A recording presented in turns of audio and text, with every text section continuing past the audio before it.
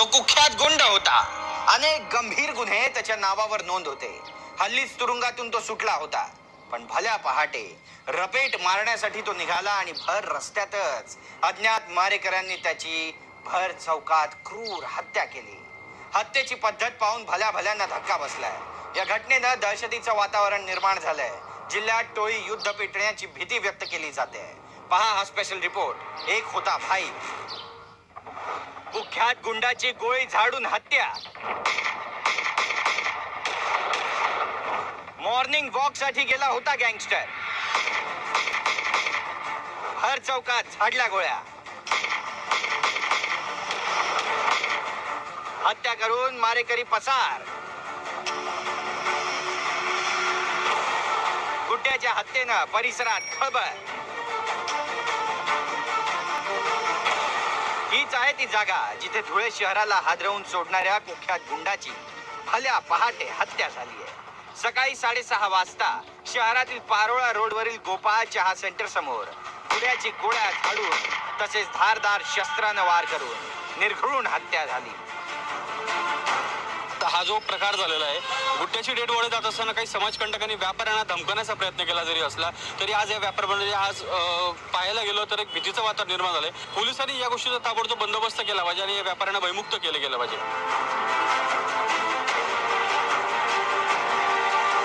मंगळवारी पहाटे गुड्या हा मॉर्निंग वॉक साठी निघाला होता. मोटरसायकल बाहेर लावून तो पारोळा रोडवरील हॉटेलमध्ये चहा पिण्यासाठी गेला होता. याच वेळी मोटरसायकल वरून आलेल्या 10 ते 12 अज्ञात इसमांनी त्याला हॉटेलमधून बाहेर खेचलं आणि त्यातील एकानं त्याच्या गळ्यावर गोळ्या झाडल्या. जीव वाचवण्यासाठी गुड्या शेजारील गोपाळ हाऊस जवळील एका गल्लीत बचावासाठी पळाला होता. पण इंडिका कार मधील 3 ते 4 संशयितांसह अन्य मारेकऱ्यांनी त्याला पुन्हा पकडलं आणि गोपाळ टी हाऊस समोरच्या रस्त्यावर आणलं. तिथे धारदार शस्त्रानं गुड्याच्या मानेवर खोलवर वार केले. शिवाय 2 गोळ्या गुडघ्यावरही झाडल्या. रक्ताच्या थारोळ्यात गुड्या रस्त्यावर पडला होता. सकाळी 6 ते 6:15 दरम्यान एक आमच्या रेकॉर्डवरील गुन्हेगार गुड्ड्या उर्फ रफीउद्दीन शफीउद्दीन शेख याचा Gopal tea house Karachiwala quintal या ठिकाणी सुमारे 9 ते 10 इसमांनी पिस्तूल त्याचप्रमाणे तलवारीचा वापर करून खून केलेला आहे. या खुनाबाबत काही प्रत्यक्षदर्शी साक्षीदार आहेत. रफिकुद्दीन शेख उर्फ गुड्या हा महापालिका कर वसुली विभागाच्या अग्निकांड प्रकरणातील प्रमुख आरोपी आहे. खून आणि चोऱ्या, किडनॅपिंग, जाळपोळ, खंडणी यासह विविध गंभीर गुन्ह्यातला तो संशयित आरोपी आहे. विविध गुन्ह्यातून त्याने रगड पैसा कमवला होता. जळगाव, नगर, नाशिक, मुंबई अशा ठिकठिकाणी त्याचे कनेक्शन होते.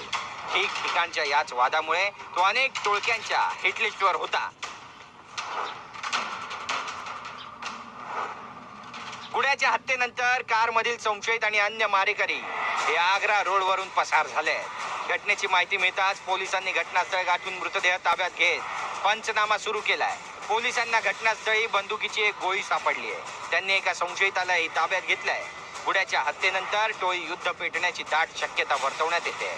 पोलीस आता या सगळ्यातून कसा माग काढणार याकडे सगळ्यांचं लक्ष लागलंय.